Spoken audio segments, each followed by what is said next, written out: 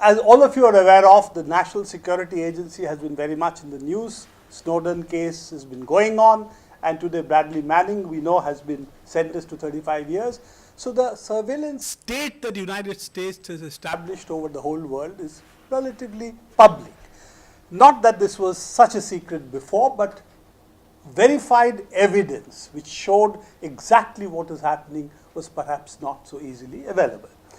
But I think the real issue that we need to address today here is that the cyberspace is not just something that is used for espionage or snooping, but is also a strategic dimension. And if you look at what the United States excuse me, said in 2000 June in its Joint Vision 2020, it said that it wants full spectrum dominance over land, air, sea, outer space, and also cyberspace. The fifth dimension was brought in directly in June 2000 in the Joint Vision document that US released, making clear they regarded cyberspace as a strategic dimension. And it's also true that this is an area which has received a lot of, what shall I say, attention lately in talk about the Chinese being big threats. And a lot of it came from the United States, how China was using the internet for espionage, cracking basically various sites in the US and so on. But what was not said is, of course, the huge snooping that the Americans have been doing on the world. That was something which only became much more public recently. Now, this is basically George W. Bush transformed to Obama. And from yes, we can, now we have got the slogan, yes, we scan. So this is the cartoon that was published widely, that we have now Obama transformed. And that's what we now see as the United States basic policies. But what we want to show you is that what is the way United States dominates today the cyberspace. What we are talking about, if we are talking about how United States is dominating the fifth dimension, the cyberspace, then we need to understand how this whole communication network today works. And it works primarily at three levels. One is essentially the telecommunications network. The second is the internet, which runs on top of the telecommunication network. And third is, of course, your machines, your hardware and software. So these are really the three layers at which the snooping or the espionage or the cyberspace really operates. And what you see here is what became public in 2004 when an AT&T employee went public and said that NSA has a room in Folsom Street in San Francisco which houses its equipment, which breaks all the fiber optic cables, duplicates each and every packet, and sends it to an NSA room, and from there it goes to what are called the NSA servers, which are located in different places in the United States. Now this was something which became public in 2005 because New York Times printed this article after the author who wanted to print a book on this said, if you don't publish, he was a New York Times journalist, he said, if you don't publish it, then I'm printing a book. So at that point, New York Times did come public with this, and it's also subject to various cases in the United States. But essential part of it is that every fiber optic major hub in the United States today, whether it is AT&T, whether it is Verizon, whoever it is forced or willingly participant in the snooping that is going on by duplicating all the data packets that travel over the telecommunication network. It's not only voice, it's also all the data packets that go over. And so that is the significant part of the snooping that we are talking about. We have heard about Google, Facebook, and so on participating with NSA. What has not caught so much public eye is the fact that telecommunication networks are seriously compromised. And as we'll see later, that any telecom company which has landing stations, fiber optic landing stations in the United States also has similar arrangements by which all the data has to be duplicated and one set of the data stream has to go to the NSA server. Now, second part I think we also need to understand that United States is not talking about breaking the data networks throughout the world for the purposes of its security. FISA Act, which is under which all this is happening, makes clear that foreign intelligence is to do with the conduct of foreign policy of the United States. It is not security of the United States that it is talking about, it's really foreign policy. So whatever happens under FISA can happen legally by the fact that it relates to foreign policy goals of the United States. That means economics, politics, everything. So that's the FISA Act. And if you look at whatever all the basic leaders of the United States government, the statements, they have made clear that essentially we are talking about the legality of snooping on Americans. Rest 95% of the world, absolutely no protection. That is a formal position of Obama, Barack Obama, which is a position of George Bush. This is where it started from. And this is a position of all US senior government officials, as well as the Senate leaders, as well as the judicial oversight people. That Americans have protection under the Fourth Amendment, others have no protection, it's fair game. So this is the official position under which all our information can be tracked by the United States and also stored, analyzed for posterity if they want. Now this is some of the infrastructure slides I'm going to show you, and this is the sole reason for inflicting PowerPoints on you really, is that this shows that the kind of communication that takes place in the world, almost 80% of all the telephone calls back and forth takes place through or to the United States. If this is what are called the root servers of the internet. This is how, when you type gmail.com, which computer it goes to is through the root servers. And there are 9 root servers in the world, 7 are in the US, 1 is in Japan, and 1 is in European Union. There is none in the third world. There are only instances of the root server elsewhere. The second part of it is not only the root servers, the internet actually operates under a license from the US Department of Commerce. A lot of you might be aware of it, that internet domains, each domain that we have, newsclick.in, which is what the domain I operate as, all of it is finally under a license from the Department of Commerce of the United States, and ICANN, the supposedly international body, operates, which gives the domain names, operates under a license from the US Department of Commerce. And all the root entries, what is called the root file, is kept under the control of the US Department of Commerce. This is a legal position. I'm not going about what the physical position is, which we'll see later.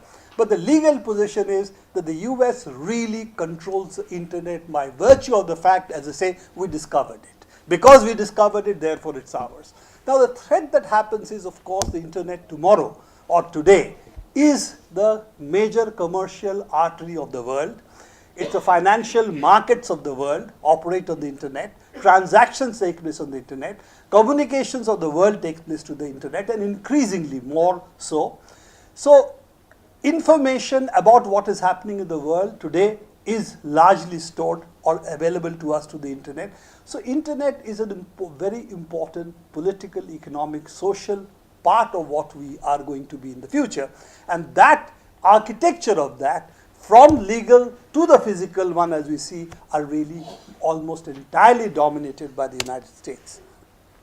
This is one of the Snowden slides. Now the important part of that is that if you look at the communication that is taking place, you will see that almost the entire internet communication that takes place through the United States, not only to resolve the DNS root servers, as I call, to locate what is the address you are looking for, that needs the root server, but also because the fiber optic cable connections throughout the world are done, structured in a way that almost entirety of it goes to the United States. If we just do the arithmetic over there, publicly this slide is available, you will see 84% of the global internet traffic touches the United States at one point or the other. Those which do not touch the United States at all is only 16%. If we want to communicate to Latin America from India, you do it through United States. If you want to communicate to Africa from India, you will do it through United States. That is the route that takes place. And that is why the NSA, there's a training slide to teach how the NSA people should snoop. The training slide says that most of the information you're looking for, most of it is likely to be going to United States anyway. And if it goes to United States, the way I showed you the architecture earlier is each of them can be tapped out and each of those packets. That means 84% of the global traffic goes to United States. It's open to what the United States wants to do with it. At the moment, it wants to tap all of it and store all of it and search all of it. And that's where we are today. This is another of the PRISM slides. I'm showing this because there are certain interesting things which haven't come out. One is that it says that both have to be used.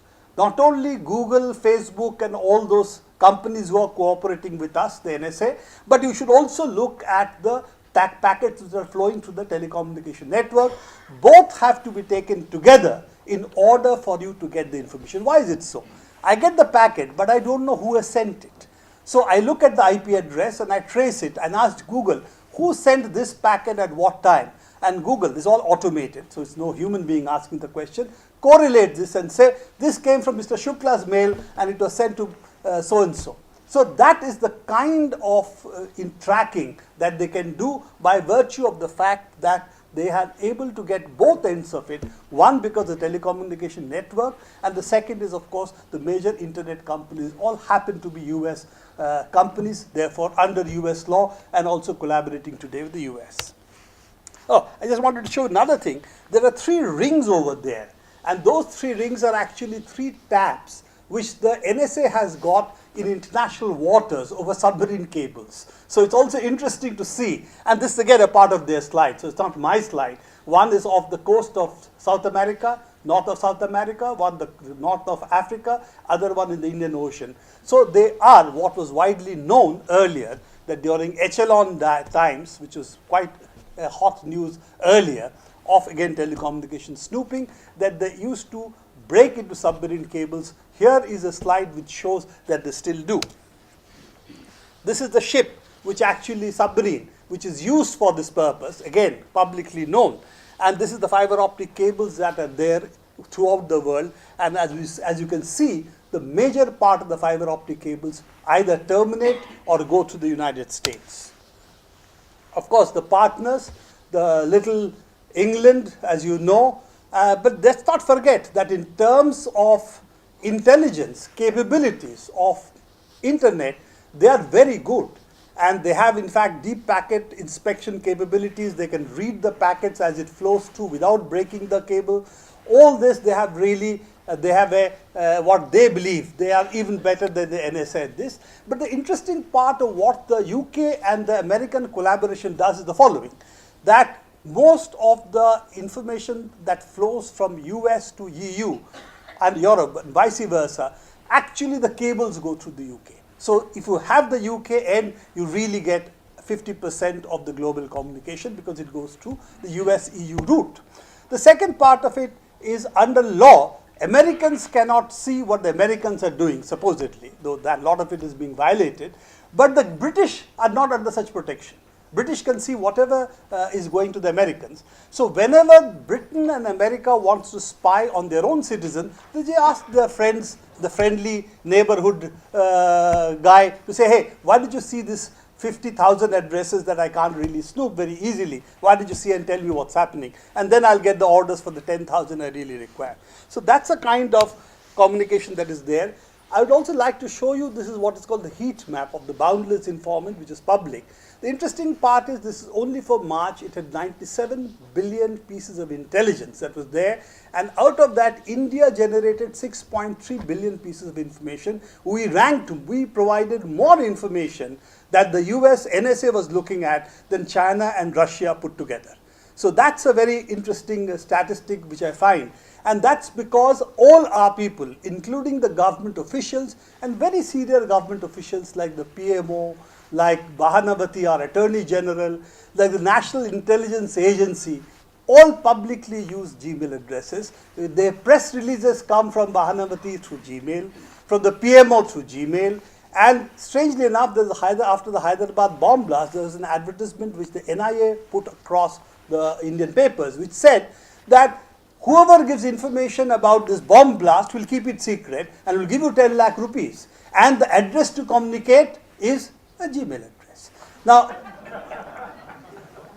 the interesting part of it is the following. They either believe that the Americans will not snoop on them, or they believe Americans will snoop on them, but that's okay. So whichever way you want to take it. So this is the kind of status we have of the highest officials in the country and supposedly our equivalent of the NSA, the National Intelligence Agency in India. Now the other threat that you have, a lot of people, particularly the younger people, use what are the smartphones. I still can't. But the smartphone actually is a tracking device. It can track you to 3 meters because there is a GPS little stuff inside it. And wherever you go, you can be tracked to a fineness of 3 meters because that's a GPS coordinate accuracy that is there. And of course, if yesterday somebody had said, I'm going to put a tag, RFID tag in every person and know what this person is, where it is, we'd have all protested. But when they say give you a nice cell phone with nice apps, we're all seduced by it. And we are quite happy that because of the fantastic apps that is there, which allows you to play solitaire when you're sitting alone, that we are then being tracked continuously by from the cell companies to the security agencies. Now, of course, we have our Indian government, Salman Khurshid, who after the G20 things became public, that the PMO led the G20 delegation in London, and even that delegation was being snooped upon by the GCHQ. After that, hearing that Washington was also, the embassy was also being spied upon, after hearing all that, hearing that we have given 6.3 billion pieces of information in March alone to the NSA, Mr. Khurshid said that is okay. This is only, little bit of looking at data, metadata. I don't know how he understands what metadata is, but he said that's okay. So this is quite okay. Now, why does it so happen? I think this is an interesting point that we need to think about. This is not because of ignorance. It's not because Mr. Khurshid doesn't understand what's happening. I think there is a serious issue that is already there, which is like the nuclear deal that India was trying to work out with the United States. It's not so much about nuclear energy, which we still haven't got. It really was about a strategic alliance. What we see here is the belief that we cannot protect ourselves. Since we cannot protect ourselves, therefore we need either to say, okay, here we are, we don't need protection, or we have to align with the other side, which is the United States. And very clearly, at the highest levels of the government, there is a decision that we need to align with some powers because we are incapable of doing anything ourselves. Shiv Shankar Menon, in fact, said it very clearly. He said, let's not chase the chimera of all this. We should really have alliances with other agencies to get information, because that's the only way to get information. Now, it's not that the Indian government is not aware that Indian citizens are being snooped upon, but they've decided that since we cannot do anything about protecting ourselves, then let us agree that the Americans will continue to snoop on Indians as long as they provide us some of the information, we are okay. And that is why we have now got Verint, an Israeli company. It's a very interesting company because Nerus and Verint are the two major Israeli companies who've been fully involved in the NSA snooping. And it's a public knowledge. You just have to say Nerus, Verint, NSA, you will get thousands of hits. So these are two Israeli companies who have been deeply involved in this intelligence game of NSA, and Verint is now going to be the one which is going to set up the software for the Indian Central Monitoring Station. That's the official report that we have. Now, I'm not going to talk about what the US does in the world, but I would really like you to reflect on this particular slide, because this is, of course, Alaki's son who was killed in a drone strike, but that's not the point. The point is drone strikes, how are they conducted? They're conducted by computer intelligence which is generated, and if you score above 71%, then you appear in the baseball cards every Tuesday, which Mr. Obama sees, and then he has to click the mouse over that, and there you are, likely to be taken out in a drone strike like Avlaki's son was. So essentially, this so-called generation of metadata, which Mr. Khurshid doesn't think there is much to worry about, in fact are being used from everything, including taking out people in drone strikes. Other point I would like you to think about is if, for instance, we know the top 200 people, say, in the Indian government, what they are doing, where they are going, we can track who their friends are, how many times they talk to each other, we can get all their email correspondence, because most likely they are using Gmail or Hotmail or Yahoo Mail. Then how much is it easier for the United States really to influence our policy? And that is the kind of information which constitutes the 6.3 billion pieces of actionable intelligence which the NSA is gathering about Indians. If it is 200, it is 2,000, what's the kind of influence they can play? That's something that we need to also think about. Now, I'm not going to talk too much about this. This is the fact that this entire internet, computer, digital world that's come about has been very closely tied up with US defense from the beginning. And that's public knowledge, it's not secret. They are funded by and very much a part of what is called the industrial security complex in the United States. The threat of all this is that as the internet companies and the media companies become stronger, they're also becoming much fewer. And as you will see, there are roughly about 5 companies today which control the media in the United States. And tomorrow it is something which is also going to happen all over the world, because increasingly Google and Facebook are going to be the 2 major, and Twitter are going to be perhaps the 3 major media companies as well. If we look at what we are seeing a world in which a very few set of companies with few intelligence agencies can control rest of the population. That's the kind of picture that is emerging. And if you look at, for instance, the Google.